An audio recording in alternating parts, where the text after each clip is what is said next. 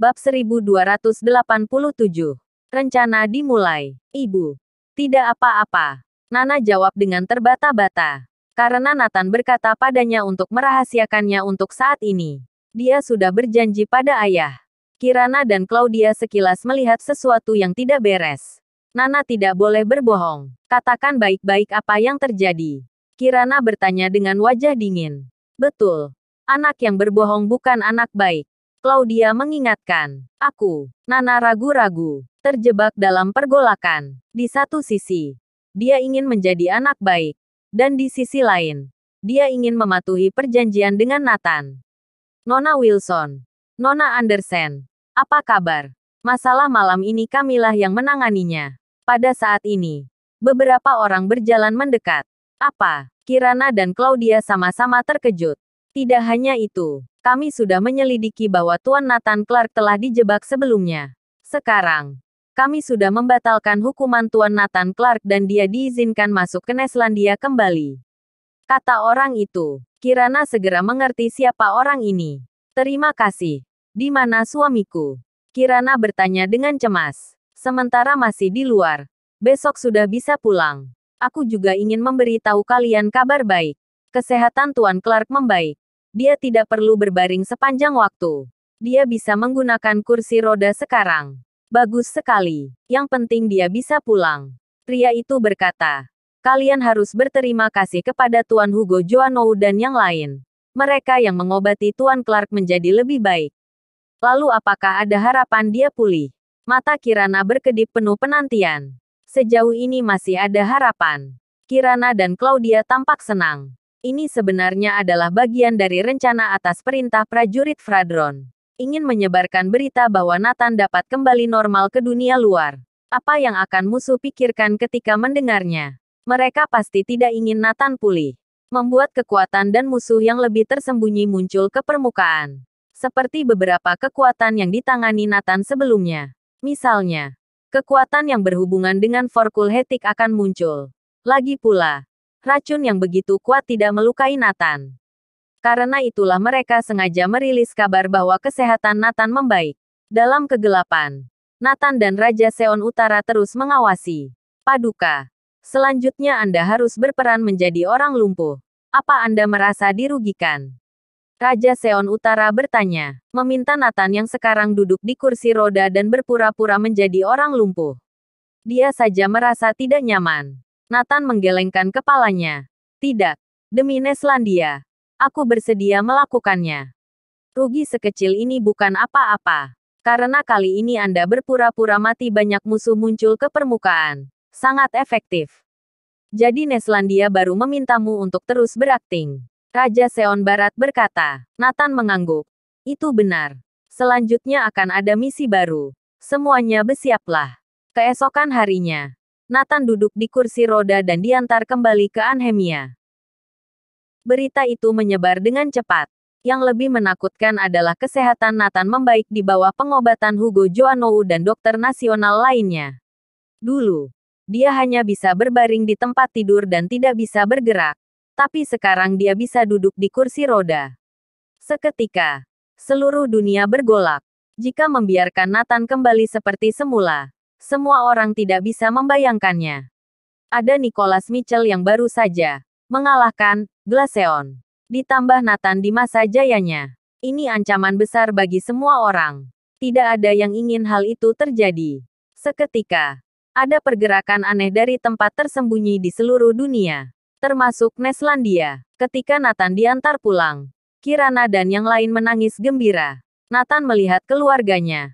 Dalam lubuk hatinya sangat bahagia. Meskipun aku duduk di kursi roda, tapi aku bisa melindungi kalian. Bab 1288. Situasi kacau. Semua pihak bergejolak. Akhirnya, dia bisa tinggal bersama keluarganya dengan status sebagai orang yang masih hidup. Walau dia harus duduk di kursi roda. Kirana dan Claudia menyiapkan makanan enak malam itu.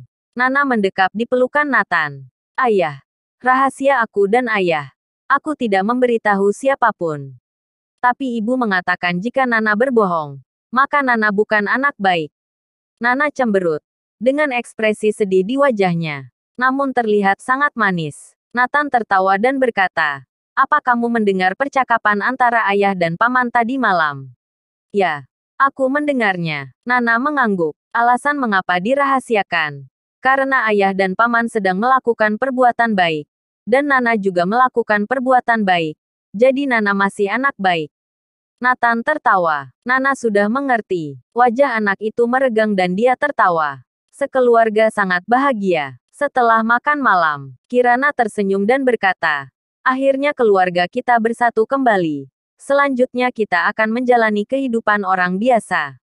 Menyenangkan sekali. Tetapi kehidupan orang biasa sangat sulit dijalani bagi mereka. Bahkan jika Nathan seperti ini sekarang. Berita kembalinya Nathan menyebar ke seluruh dunia. Popularitasnya tidak kalah dari sebelumnya. Setelah Nicholas Mitchell mengetahuinya, dia tertawa terbahak-bahak. "Haha, bagus. Aku dengar kesehatan Nathan Clark membaik dalam tahap pemulihan. Aku akan melawan Nathan kembali setelah dia memulihkan kekuatannya sepenuhnya." "Ya guru, jika kamu mengalahkan Nathan sekali lagi, semua orang akan lebih yakin padamu. Semua keraguan bisa dipatahkan." Tentara penghancur tertawa. "Ya, meskipun aku tidak perlu mengalahkan Nathan untuk membuktikan diriku, tapi ini adalah obsesi di hatiku. Dan aku harus mengalahkan Nathan sekali lagi." Nicholas Mitchell tampak bangga. Sejak mengalahkan Raja Seon Utara, kepercayaan dirinya berlipat ganda. Dia tidak memedulikan siapapun. Awalnya, dia mungkin sedikit cemburu pada Nathan. Tapi sekarang Nathan hanya akan menjadi pecundang di matanya. Nathan Clark tidak boleh pulih kembali. Jika dia pulih, itu akan menjadi bencana. Ya, mengalami hal seperti itu saja dia tidak mati. Daya juang hidupnya benar-benar hebat. Dia pernah menghalangi rencana kita. Dia harus mati. Sebelum dia pulih, bunuh dia. Ketika orang-orang di luar negeri mendengar kabar bahwa Nathan masih hidup, suara-suara seperti itu muncul satu demi satu. Saat ini, Triparta Group lah yang paling murka. Di rumah mewah Lee Financial Group di Skynia, para tetua keluarga Lee kesal. Pangeran mereka sudah mati. Siapa yang melakukannya? Segera cari tahu. Untuk membalas dendam putraku. Tidak peduli siapa yang ada di Neslandia. Keluarga Lee Skynia pasti akan membunuhnya. Hal yang sama terjadi di Black Gold Financial Group negara Singabian. Cari tahu. Balas dendam. Balas dendam berapapun harganya. Hal yang paling menakutkan adalah Wangsa Boklistan yang sudah mengetahui hilangnya Atoskop dan keempat muridnya. Selidiki masalah ini dengan saksama. Mengapa anggota Wangsa Boklistan bisa mati di tempat mereka? Jika berita tersebar, bukankah reputasi Wangsaku juga akan busuk? Wangsa Boklistan mengeluarkan sebuah perintah. Segera, Wangsa Boklistan yang tertutup mengirim beberapa kelompok orang ke dunia luar. Terakhir kali Wangsa mengutus orang ke dunia luar adalah 200 tahun yang lalu. Kekuatan tersembunyi yang telah diam selama 200 tahun ini akhirnya tidak tahan lagi. Di permukaan memang terlihat tenang, tapi di dalam mereka bergejolak. Semua karena kembalinya Nathan. Dia kembali. Situasi makin kacau. Tapi inilah yang Nathan dan prajurit Fradron inginkan. Musuh di level yang lebih dalam akan muncul satu persatu.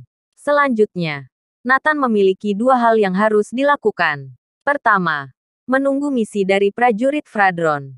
Kedua, menunggu orang datang kepadanya. Bersambung.